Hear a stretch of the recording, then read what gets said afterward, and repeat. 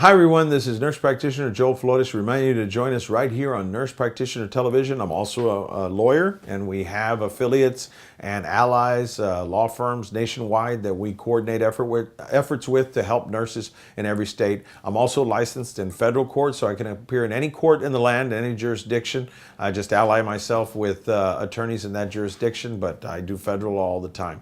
Nurse Practitioner Television is set up to educate nurses, but it doesn't constitute legal advice. If you have a specific question in your state, contact the attorney of your choice.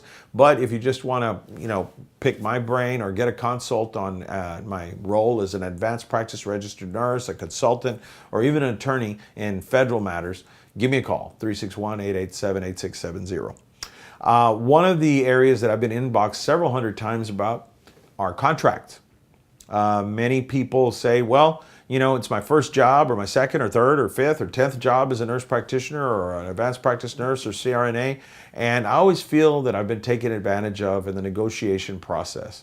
So today, in the next few minutes, I'm going to talk about contracts and about negotiation.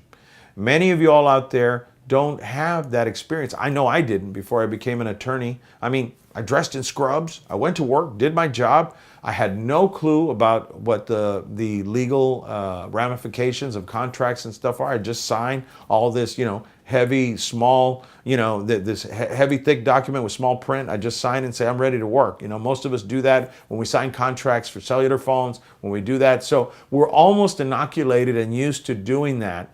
And so this cannot be the case when you are negotiating a job, because one of our Facebook pages, Nurse Practitioners Get Paid What You're Worth, is going to be loading this video up as well as Nurse Practitioner Television. I'll tell you why.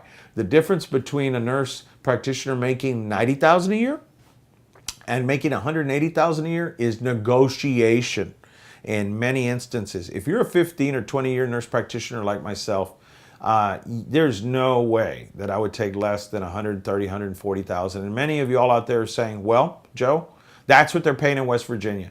That's what they're paying in Georgia. I don't have a choice.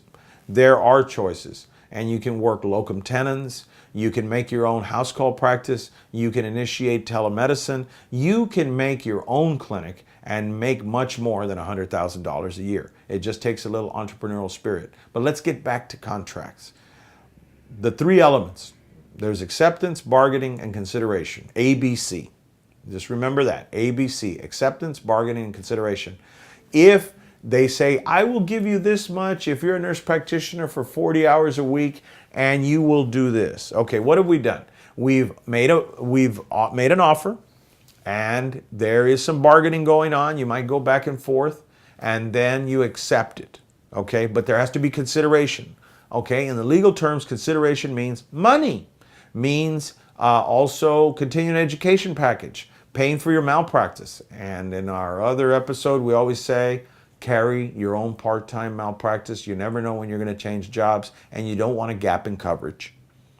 So stay tuned on that episode on insurance. But going back to contracts, remember this key piece of advice. He who makes the first offer of money always loses. What do I mean by that?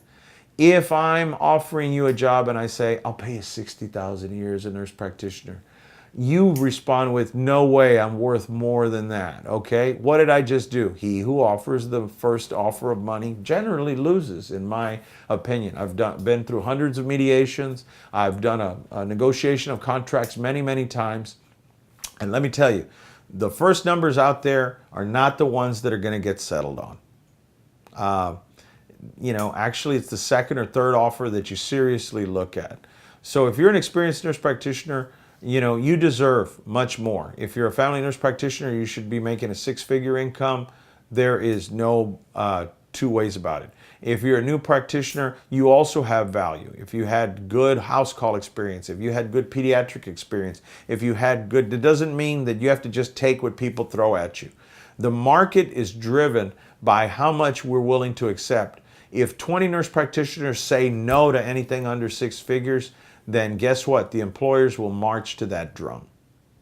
Right now, ladies and gentlemen, we are just like physicians in almost every state, except sometimes we need collaborators.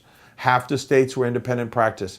We are generating hundreds of thousands, if not 7 or 8 figures of income for businesses, for CEOs, for people who are watching the bottom line. We are worth more than $70,000, $80,000 a year. You do not want to go through all of this schooling just to get paid $5 more an hour than you did as an RN. No, you deserve a lot more. So contracts, remember, offer the acceptance, bargaining, consideration, the things that I talked about, and those people that offer the first, he who offers the first offer of money usually loses.